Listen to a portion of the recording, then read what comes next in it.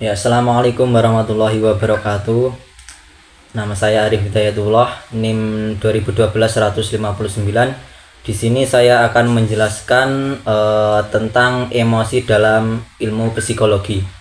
Yaitu yang pertama, pengertian emosi. Emosi dapat didefinisikan sebagai perasaan intens yang ditujukan kepada seseorang atau sesuatu. Kemudian jenis-jenis emosi ada dua, yaitu emosi positif dan emosi negatif.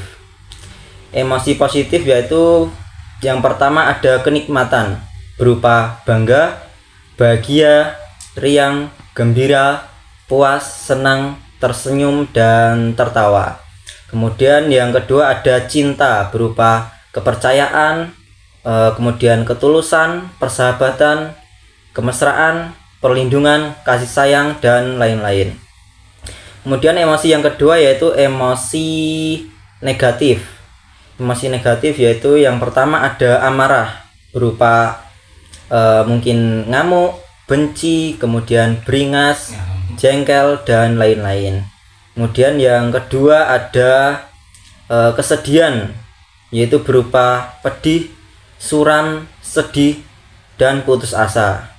Kemudian yang ketiga yaitu ada takut berupa cemas, kemudian gugup, khawatir, ragu, dan was-was. Kemudian teori-teori tentang emosi. Di sini ada 4 teori tentang emosi. Yang pertama, teori common sense, yaitu mengaitkan emosi dengan reaksi fisiologis.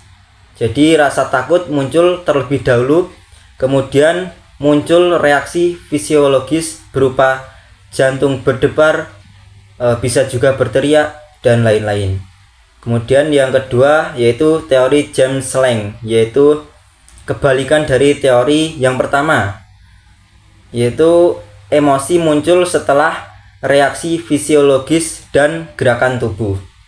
Kemudian teori yang ketiga yaitu Cannon, yaitu stimulus menakutkan akan diterima otak pada bagian subkortikal dan dia akan diproses, baru kemudian rasa takut dan reaksi fisiologis itu akan muncul. Kemudian teori yang keempat yaitu Schechter, yaitu ketika ada stimulus yang menakutkan lalu kemudian muncul reaksi fisiologis, kemudian kita sendiri itu memaknai reaksi fisik ini sebagai rasa takut. Selanjutnya yaitu hubungan antara emosi dan budaya.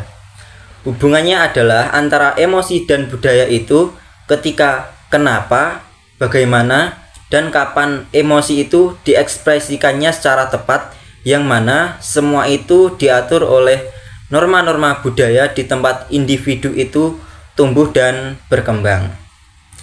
Kemudian yang terakhir yaitu unsur yang membangun kecerdasan emosi. Di sini ada 5 unsur. Yang pertama, memahami emosi-emosi sendiri. Kemudian yang kedua, mampu mengelola emosi-emosi sendiri. Kemudian yang ketiga, motivasi diri sendiri. Yang keempat itu memahami emosi-emosi orang lain. Kemudian yang kelima atau yang terakhir, mampu membina hubungan sosial. Jadi kelima unsur tersebut dapat dijadikan barometer atau tolak ukur untuk mengukur apakah seseorang itu termasuk orang yang cerdas secara emosi. Ya, mungkin cukup itu dari saya. Kurang lebihnya saya mohon maaf. Sekian, wassalamualaikum warahmatullahi wabarakatuh.